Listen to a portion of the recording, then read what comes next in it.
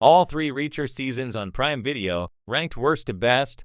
Ever since debuting in 2022, Reacher has been one of the most successful shows on Prime Video. The hit series is based on Lee Child's wildly successful Jack Reacher novels. Currently, there are 29 books in the long-running series. 3 of these books, The Killing Floor, Bad Luck and Trouble, and Persuader, have been adapted for the series. Since its very first episode, Reacher has been an action-packed series, and Alan Ritchson has thrived in the titular role. Now that the 3rd season of the series has concluded, now is the perfect time to rank Reacher's 3 seasons.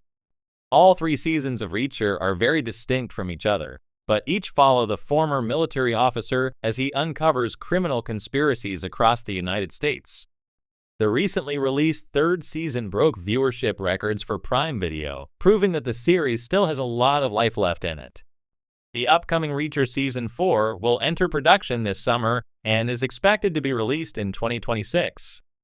However, before updates on Season 4 start rolling in, here's the first 3 seasons of Reacher ranked.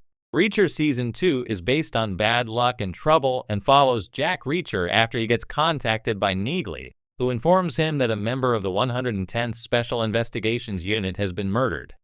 In the show's first season, a lot of details about Reacher's past is unknown, but through flashbacks, Season 2 reveals a lot more about the character. While Reacher is typically viewed as a loner, this season reveals that he actually once led a team of highly skilled soldiers. This season does need to be applauded for deepening the bond between Reacher and Neagley. Season 2 specifically focuses on 4 members of the 110th Special Investigations Unit: Carla Dixon, David O'Donnell, Neagley, and of course, Reacher. Throughout Reacher Season 2, Jack Reacher and his allies team up to uncover a conspiracy surrounding New Age, a technology company, and a mysterious arms dealer. While Carla, David, Neagley, and Reacher all have great chemistry with each other, it doesn't compare to the chemistry between the central characters in the first season. In addition to working with Carla, Reacher also forms a romantic connection with her. Since they have similar backgrounds, they are a good match, but once again, their chemistry can't compare to Reacher and Roscoe's in Season 1. However, this season does need to be applauded for deepening the bond between Reacher and Neagley. Now that Neagley is receiving her own spin-off, her prominent role in this season certainly makes it stand out. Trouble, December 15, 2023, January 19, 2024, Rotten Tomatoes, 98% critics, 77% audience, Metacritic, ~79, generally favorable. What went right? Second Collider, the season boasted gripping action, a tighter pace, and strong flashbacks that delved into Reacher's military past. Alan Ritchson remained the perfect lead, charismatic, imposing, and commanding of every scene. What went wrong? Quite a few fans and critics felt Season 2 lacked the spark of S1. Forbes bluntly called it one of the worst shows on TV, lamenting sloppy fight scenes, thin writing, and an overcrowded ensemble. Fans on Reddit mocked the cliches and dull flashbacks. Greater than cringe fest, stinking pile of cliches and terrible acting. Some viewers simply lost interest mid-season, citing poor choreography and generic team dynamics. Verdict: Season 2 isn't bad by objective standards, it's solidly entertaining with excellent production values and Ritchson's magnetism. But compared to the others, especially the high bar set by Season 1, it falls short. A pretty good Reacher story, but not the peak. 2. Season 1 Killing Floor, February 4, 2022, Rotten Tomatoes, 92%, Metacritic, ~68, generally favorable. Highlights: a faithful adaptation of the beloved debut novel with meticulous attention to plot and tone. Critics praised its savvy reimagining, blowing collective hair back. Fans appreciated the chemistry with allies Oscar Finley and Roscoe Conklin, characters that brought heart and depth. The Guardian lauded Ritchson's physicality and oddball charisma, calling S1 hugely fun. Critiques: some found it frustratingly over-faithful to the source, dense at times, without enough evolution beyond the prose. Still, there were far fewer voices pointing out flaws. S1 simply delivered.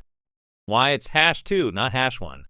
It's a robust, thrilling start with strong characters and faithful storytelling, but lacked the emotional resonance and depth later explored. Richardson was iconic as Reacher from the start, but the later season would outshine it in nuance.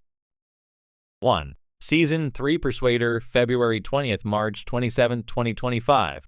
Rotten Tomatoes, 98% critics, 74% audience. Metacritic, 76, generally favorable. Top tier achievements. 1. The Ultimate Villain Showdown. The Wrap praised Olivier Richters as the best villain to date, describing him as a towering, terrifying counterpoint to Reacher, the Bane to Reacher's Batman. Critics agreed S3 had the show's strongest adversaries, giving Reacher a worthy battle. 2. Depth and Darkness. Gamrot noted S3 went darker and more introspective, delving into Reacher's psyche and past trauma, more thriller than straight-up action. The crunchy, noir atmosphere earned it praise, heavier stakes, brutal fight choreography, and sharper tension. 3. Character growth and supporting cast. Alan Ritchson again hits a high, more nuanced, emotionally varied, and fully formed than ever. Impactful newcomers Sonia Cassidy, Anthony Michael Hall, Brian T. added layers. Hall's Zachary Beck brought emotional heft, especially in the finale's sad twist. Maria Sten's Neagley and Sonia Cassidy's Duffy provided fresh dynamic, even if some critics felt they lacked the warmth of earlier ensemble characters. 4. Pacing and cinematic tone. The Wrap and Flicks applauded the season's refined pacing, exotic locations, and heightened blend of humor and menace. Forbes called it a huge step up from S2, leaner, more satisfying, and better balanced. Criticism.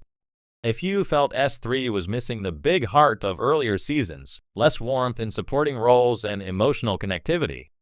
Some predictability in plot was noted. Swadesi commented it followed a familiar formula, though overall execution elevated it. Verdict. Season 3 delivers on almost every level: compelling villains, emotional depth, razor-sharp action, and a layered Reacher.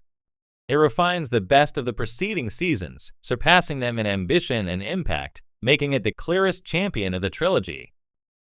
Quick comparative recap. Season strengths, weaknesses. 2 flashbacks, action, ensemble, messy writing, underdeveloped villains, cliches. 1 faithful, fun, strong characters, slightly flat emotionally, bookish pacing. 3 depth, villain showdown, polished tone, less warmth, mild predictability.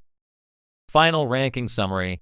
1. Season 3 Persuader, darker, smarter, and with a villain Reacher finally couldn't just punch away, a transformative high point. 2. Season 1 Killing Floor, the solid foundation, brutal, faithful, and fun, but with less emotional resonance than what's to come. 3. Season 2 Bad Luck and Trouble, serviceable and occasionally strong, but marred by story issues and overpopulation of characters. Why this ranking matters. Season 2 is still fun for action fans, camera works polished, Richardson's charismatic. But it's uneven, bloated, and lacks the sharp edge of its neighbors. Season 1 is pure action thriller joy with an appealing simplicity and vibrant co-stars. It laid the groundwork and made Reacher a must-watch. Season 3 elevates the whole franchise. It probes deeper into Reacher's soul, delivers standout villains and performances, and keeps the action smart and ruthless. It promises even more with Season 4 slated for 2026. In closing, choosing the best Reacher season isn't just a matter of action quantity. It's about emotional weight, character evolution, and narrative boldness. On those metrics, Season 3 walks away with the title. But fans, especially newcomers, would do well to start with S1 for pure, fist-first entertainment, and if you're craving complexity, S3 is the payoff.